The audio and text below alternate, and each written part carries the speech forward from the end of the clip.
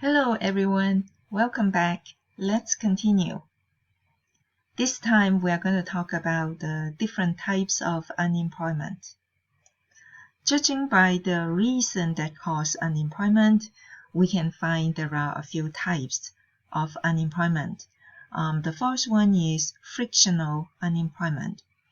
Short-run unemployment caused by the fact that it takes a while to find a job that fits the skill. So when you graduate from school, it takes you some time, right? Once you make up your mind, I'm going to look for a job now, till the time that you land on a job, actually it takes the time. So during that period of time you're looking for a job, you don't have one yet, and that type of unemployment is called frictional unemployment. Here is another example. Becky has a computer science degree and is looking for a job. A few firms have made her offers, but she thinks she might be able to find a better offer. So you see, Becky over here is still looking for work. She doesn't have the job, but she is looking for one. And because all of the offers doesn't meet her expectation, so she didn't take them. So she is unemployed, and this type of unemployment is frictional unemployment. Frictional unemployment is voluntary. Whenever you are willing to, say, quit your current job, looking for another job, that period of time, it is frictional unemployment. If you move between cities, you quit a job in this city, you move to another city, and then you start looking for a job in another city, that is also frictional unemployment. Another type of unemployment is called structural unemployment. This unemployment is caused by the change of the structure of an economy, including changes in technology or changes in demand. So you all know that change in technology sometimes destroy jobs. Like if they use a robot to work, they lay off workers. Those workers becomes unemployed, they lost their job, and that is because of change of technology. So that is structural unemployment. Demand. Sometimes households demand, the buyers demand switch. For example, in the old days, people use typewriters to type their papers. Nowadays, no one uses it anymore. So typewriter companies must close out. They must, switch to do something else, right? Workers who have that skill is going to lose their job because no one wants typewriter anymore. So that type of unemployment is also called structural unemployment. For example, the U.S. car manufacturing firm General Motors closed down in Detroit, and it caused workers lost their job. So those workers lost their job, they have to look for another job, and this type of unemployment is structural unemployment. The third type of unemployment is called natural rate of unemployment. This is a type of unemployment that is normal to a market economy. So let's see, what do you mean by normal unemployment? Isn't all of the unemployment are bad to an economy? Well, good and bad depends.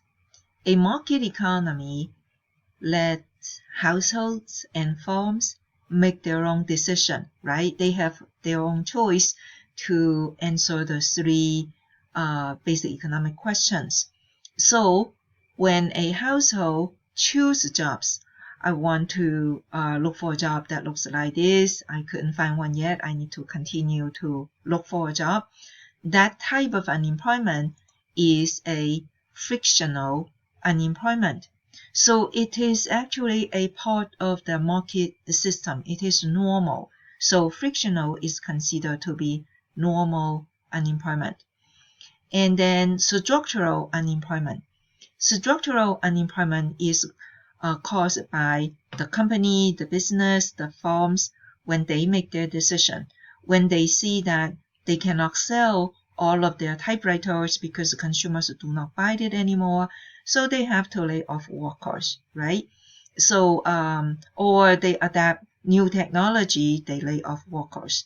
So those are structural unemployment because the free market system gives firms freedom to choose how many workers to hire, how many workers to lay off. So structural unemployment is normal to the market economy also.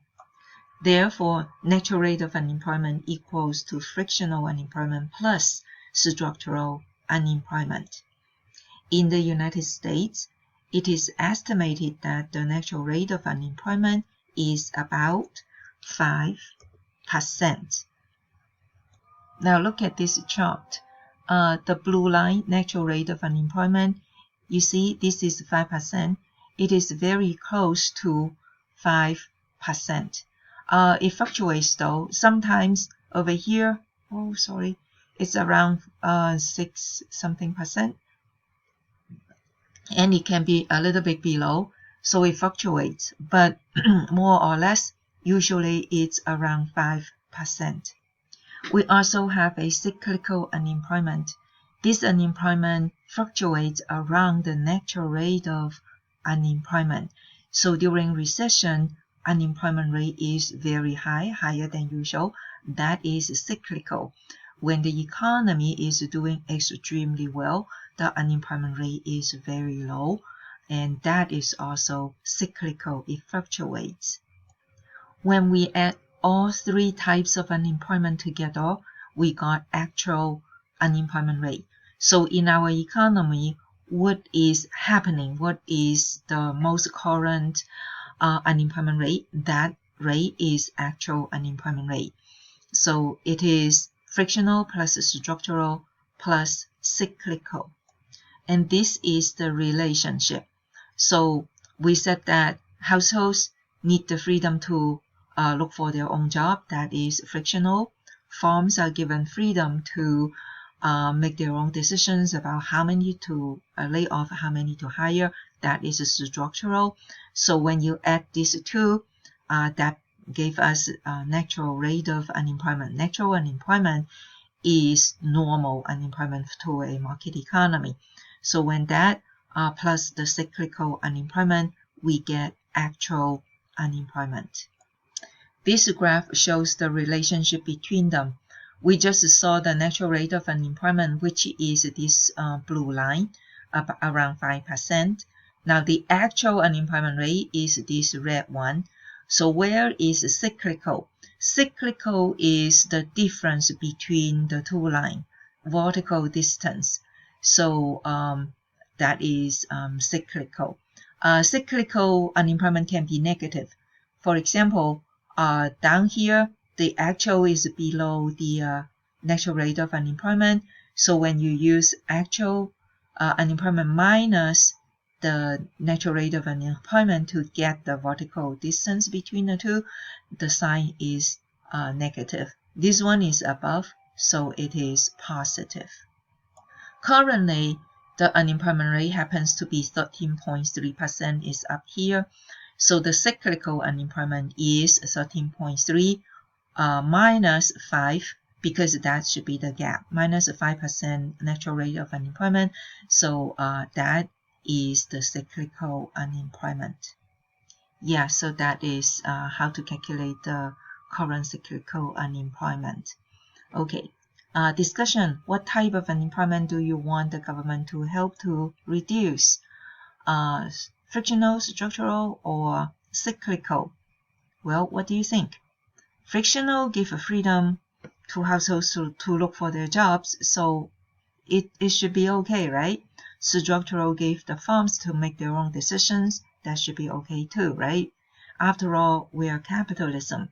Cyclical is during the recession, we certainly have this high unemployment. So yeah, we think that this is bad, and we want the government to intervene.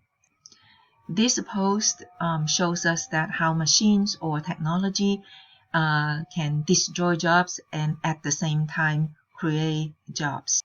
The year begins in 1850s through all the way to today. let's take a look at the farming job. Farming job in the beginning of the chart takes more than half of the labor force to work in a farming job. And by the end now, what is it? 1% workers work in a farming job. So because we heavily use machinery in farming, we don't need farmers to work on the job anymore, right? So it's like that. Blue collar job in the beginning of the chart, 36%. And then it just go down and down and down. Somewhere it goes up, but eventually more and more machines, robot hands used. So nowadays it goes down to 20%. So machine actually destroy blue collar job also. How about service? Service in the beginning was only very little, only 1%. But this sector had been ups and downs first. Eventually, most currently, it expands. So now it takes 16%. It is estimated that it will continue this trend. So that is why one. And then white collar jobs. In the beginning, it was only 10%. But because we use machines, we need more people to create new machines and fix the new machines and all that, figure out how it works. Computer programmers, those are all white collar jobs. So it takes more than half of the labor force now, 61%. Even though technology also creates jobs, but usually these jobs are high pay and it needs educated workers. So how about the low-skilled workers? Their job have been destroyed by robotics. So do you have any idea about how to solve this problem? I found this article from Forbes very interesting. It says that Bill Gates and Elon Musk are worried about automation, but the other one is not. So Bill Gates' idea is that government should tax the robots as they tax the human workers. For example, if a worker has been replaced by a robot, then you need to tax that robot. So this is what he thinks. I don't know what you think. Is it possible?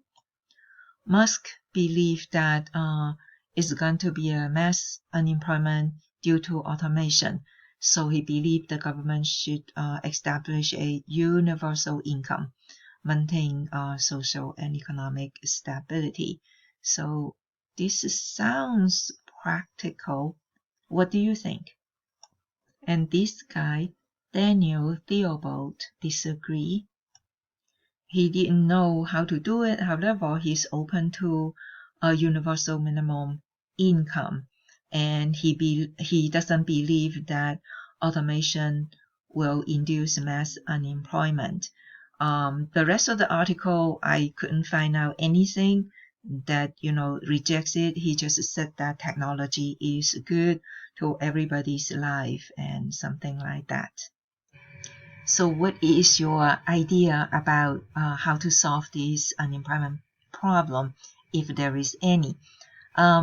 Email me if you have any idea, and if you want to chat, if you have any questions, we can talk from there. Okay. I'm going to stop here for this part. I'll see you in the next part. Bye.